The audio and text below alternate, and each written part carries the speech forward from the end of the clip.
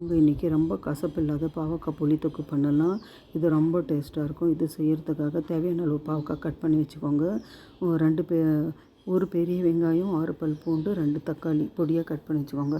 அடுப்பு பற்ற வச்சுட்டு பேன் வச்சுக்கோங்க. 4 ஸ்பூன் எண்ணெய், 1/2 ஸ்பூன் கடுகு, 3 வரமிளகா, முழு பல் பூண்டு, ஒரு 7 பல் பூண்டு போட்டு நல்லா வதக்கிக்கோங்க. இது கூடவே கட் பண்ணி வச்சுருக்கிற வெங்காயம் போட்டு நல்லா வதக்கிக்கோங்க. இதுவும் நல்லா கொஞ்சம் கண்ணாடி பதத்துக்கு வேகட்டும். இது கூட நம்ம கொஞ்சமாக கருவேப்பிலை போட்டுக்கலாம். கருவேப்பிலையும் நல்லா வதங்கி வரட்டும். இது வதங்கி வர சமயத்தில் நம்ம கட் பண்ணி வச்சுருக்கோம் இல்லையா, ரவுண்டாக ஸ்லைஸாக கட் பண்ணிக்கோங்க பாவக்காய். இதையும் போட்டு கொஞ்சம் நல்லா வதக்கிக்கோங்க. இதுக்கு மசாலா குழம்பு மிளகாத்தூள் 3 ஸ்பூன், தேவைக்கு உப்பு. மிளகாத்தூள் நான் கொஞ்சமாக 1 ஸ்பூன் அளவுக்கு எடுத்திருக்கேன். இதையும் போட்டு இந்த எண்ணெயிலே நல்லா வறுபடட்டும் மசாலா.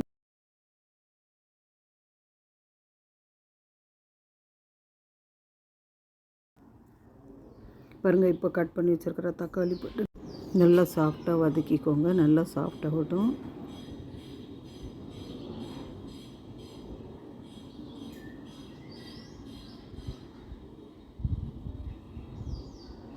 நல்லா கலந்து விட்டு இப்போ பாவக்காய் வேகிற அளவுக்கு தண்ணி போட்டு நல்லா கலந்து விட்டு மூடி போட்டு ஒரு 10 நிமிஷம் வைக்கலாம்.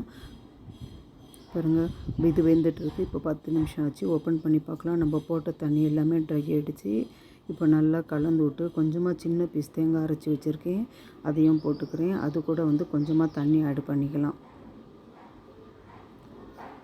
உங்களுக்கு எவ்வளோ திக்காக வேணுமோ தொக்கு அந்த அளவுக்கு தண்ணி ஆட் பண்ணிக்கோங்க.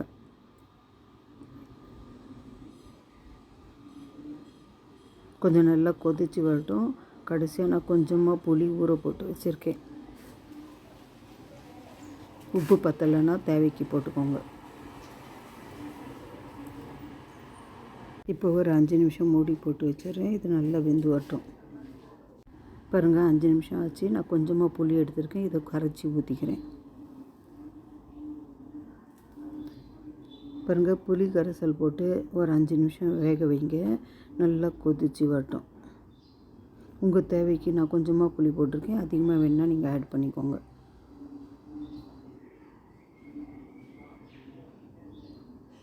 ஒரு 5 நிமிஷம் மூடி போட்டு வச்சுருந்தேன். பாருங்கள், நல்லா பாவக்காய் தொக்கு கொதித்து வந்துருச்சு. இதுக்குள்ளே கொஞ்சமாக கொத்தமல்லி ஆட் பண்ணி அடுப்பு ஆஃப் பண்ணிக்கோங்க. சூப்பராக இருக்கும் இந்த பாவக்காய்.